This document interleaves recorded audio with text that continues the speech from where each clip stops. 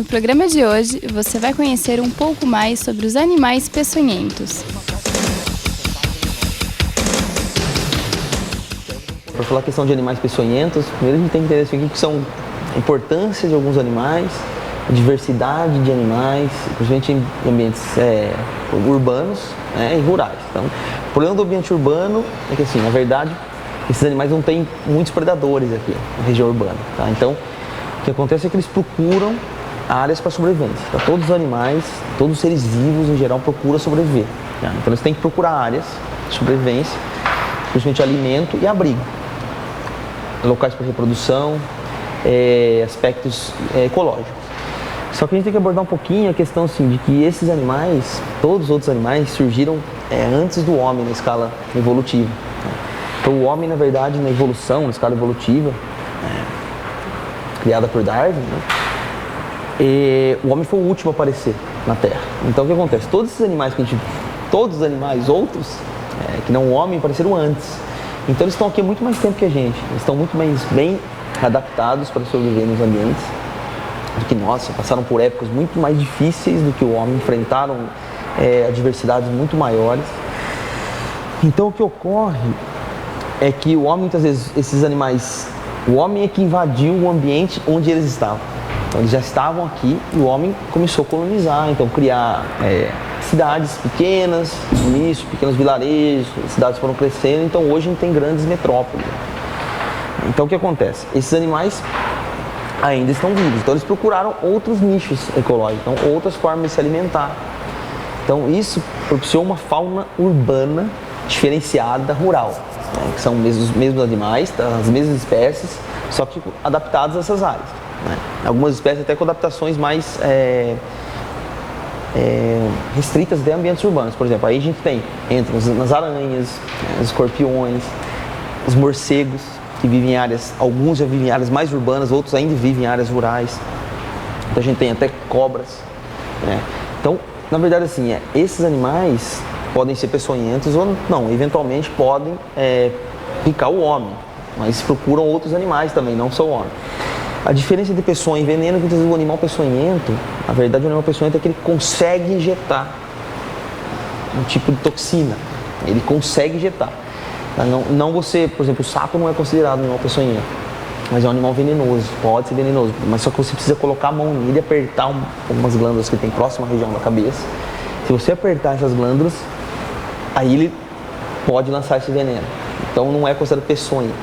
Uma peçonha quando o animal consegue injetar. Então a gente tem exemplos de alguns animais que as pessoas geralmente encontram mais em casa, como aranhas e escorpiões. Principalmente esses. A gente tem outros animais que não são, como baratas, outros insetos aí, como por exemplo, alguns mosquitos que podem eventualmente transmitir algumas doenças, mas de forma diferente. Falando mais dos peçonhentos, principalmente aranha e escorpião, a gente pode encontrar, por exemplo, eles procuram ambientes para alimentação. Então, muitas vezes a pessoa tem em casa rede de esgoto. Então, os escorpiões procuram por causa das baratas, principalmente de baratas. São animais que se reproduzem muito. Algumas espécies são partenogênicas. Então, a fêmea leva principalmente os filhotes na região das costas. Então, tem características bem interessantes. Então, esses animais colonizam principalmente essas áreas de esgoto, procurando algum alimento. Então, eles procuram, os animais quando adentram no ambiente, eles procuram abrigo e alimento, e local para reprodução. Então, se você propiciar condições dentro da sua residência para que ele apareça, ele vai aparecer. Rato também é assim. Então, se você encontra rato dentro de casa é porque tem alimento fácil e local escuro, são bem com algum resto de jornais, revistas, entulho dentro de casa, cimento, as pessoas deixam coisas de construção embaixo de algum cantinho. Então eles procuram essas áreas para a reprodução e o alimento. Então você criou um ambiente propício para que eles se reproduzam. Então são animais que reproduzem muito. Tá? Eles têm estratégias de reprodução muito grandes, de vários filhotes. Tá? Eles podem, então, eventualmente, entrar em casa e se esconder embaixo de frestas. Escorpião, principalmente aranha, se esconde embaixo de sofá, atrás de cortinas, locais que não tem muito movimento. Eles procuram locais quietos e que eles possam sair durante a noite, principalmente. Algumas espécies são mais diurnas, mas a maior parte dessas espécies são noturnas, saem para caçar à noite.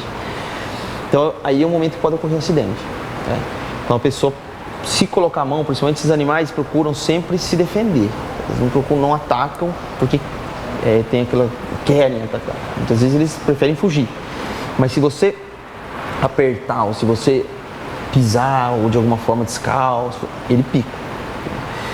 Então, ao picar, ele pode injetar algum tipo de toxina. Cada animal tem um tipo de toxina. Alguns venenos, algumas peções são proteolíticas, o veneno, a toxina digere toda a sua proteína, degrada toda a sua proteína. Tem venenos que são neurotóxicos, tem alguns que são necrosantes, então tem vários tipos. Tá? Os mais comuns aqui, a gente encontra o escorpião, vamos chamar amarelo, o escorpião marrom, aqui no município tem bastante. Principalmente o Titius cerulatus, que é essa espécie, e as aranhas, principalmente a armadeira, a de grama, que são as peçonhentas, né? E a aranha marrom, que é uma das mais peçonhentas, que a gente conhece, que é a espécie brasileira, inclusive. Então o que acontece? Esses animais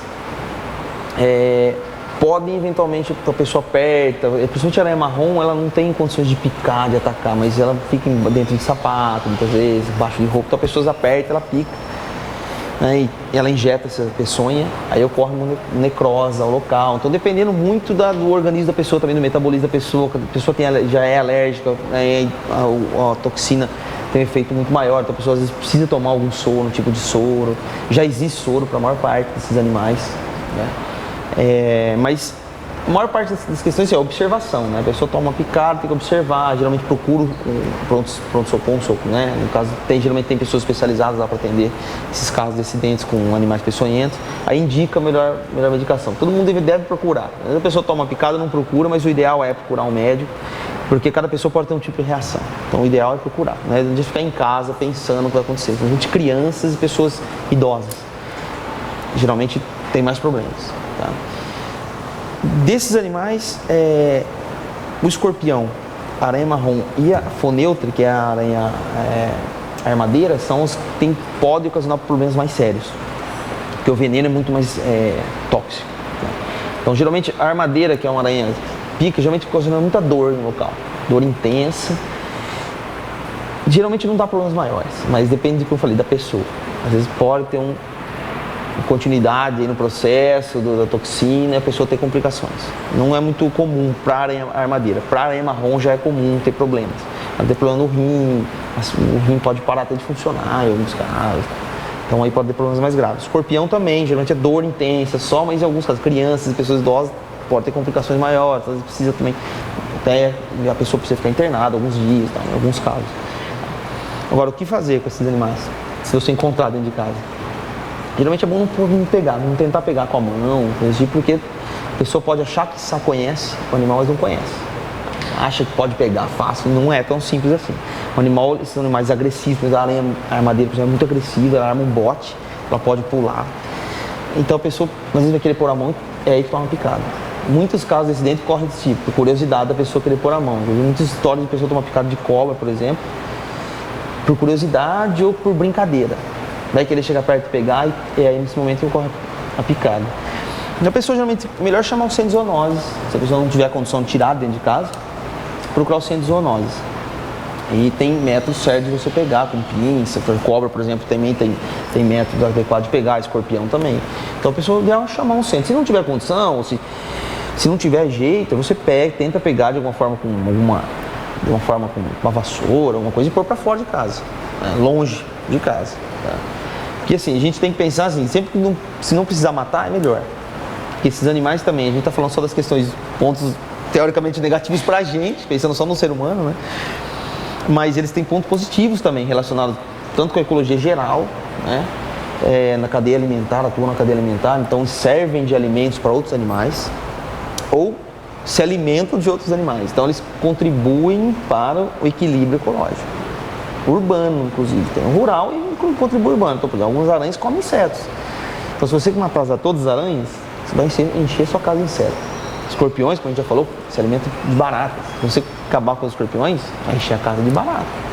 Então, eles contribuem para esse equilíbrio.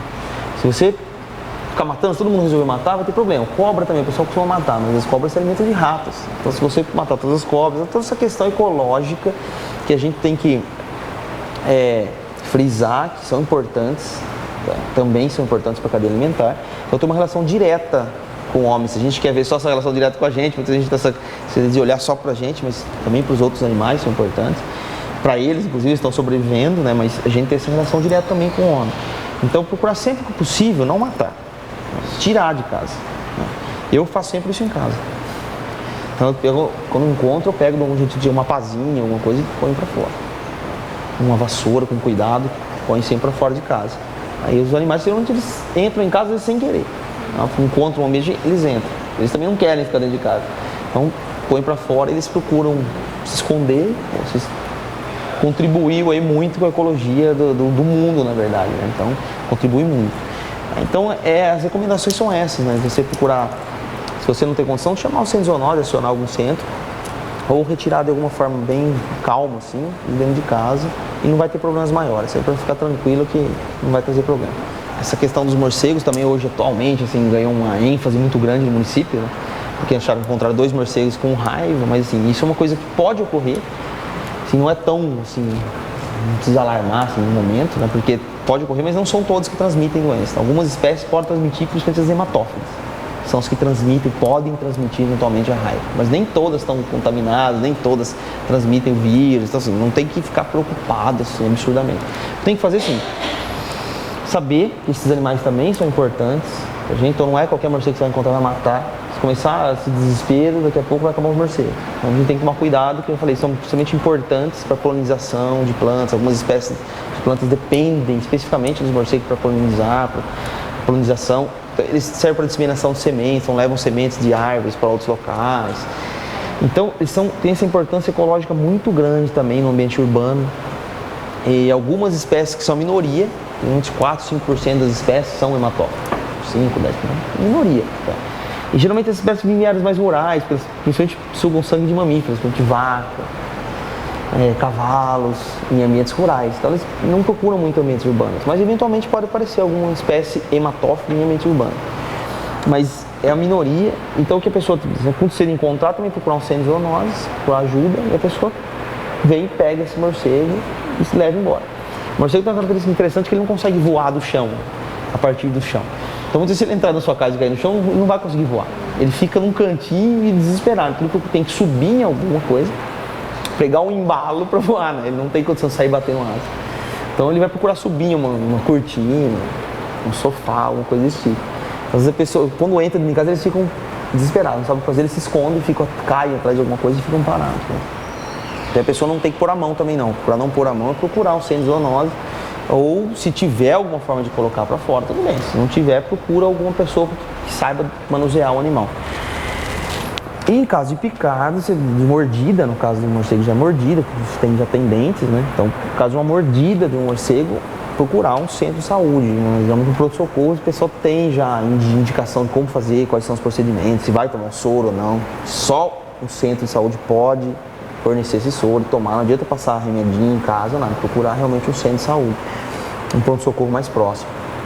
Aí o que tem que fazer, por exemplo, no caso agora que encontrou bastante morcego, é a vacinação, que o pessoal está fazendo já campanha de vacinação nos animais domésticos, né?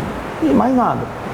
E manter, assim, fazer um mapeamento do município, onde estão as hematófilas, onde estão vivendo as hematófilas, provavelmente em área rural. E seguir, procurar saber quais são isso é fácil de fazer, mapeamento. Pegar, o pessoal da prefeitura tem profissionais capacitados para fazer mapeamento.